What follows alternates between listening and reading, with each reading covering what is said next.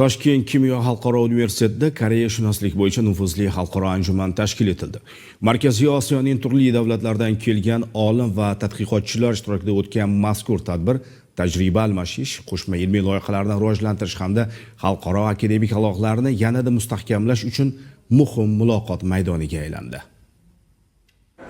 Transchegaraviy davrda Markaziy Osiyo Koreyashunosligi o'zaro tushunish va bilim almashinuvi mavzusidagi 14-chi Markaziy Osiyo Koreyashunoslik xalqaro ilmiy amaliy anjumanida 10 dan ziyod davlatlar, oliy ta'lim muassasalari hamda ilmiy markazlari vakillari ishtirok etishdi.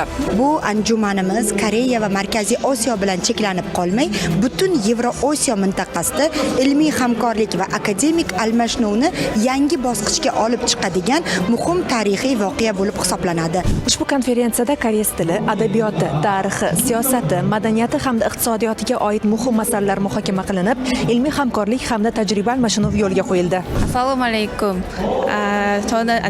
Koreya fondi ko'magida tashkil etilgan ushbu ilmiy konferensiyada 11 ta shahardan 180 nafardan ortiq koreyashunoslik soha vakillari ishtirok etib, mazkur anjuman tarixidagi eng yirik miqyosdagi tadbir sifatida qayd etildi. Dunyoning turli burchaklarida koreyashunoslikni rivojlantirish yo'lida fidokorona mehnat qilayotgan barcha pedagog va mutaxassislarga o'z minnatdorchiligimni bildiraman. Mazkur anjumanning Toshkent kimyo xalqaro universitetida o'tkazilishi universitetning xalqaro ilmiy hamkorlik va koreyashunoslik sohasidagi izchil faoliyatining muhim natijasidir.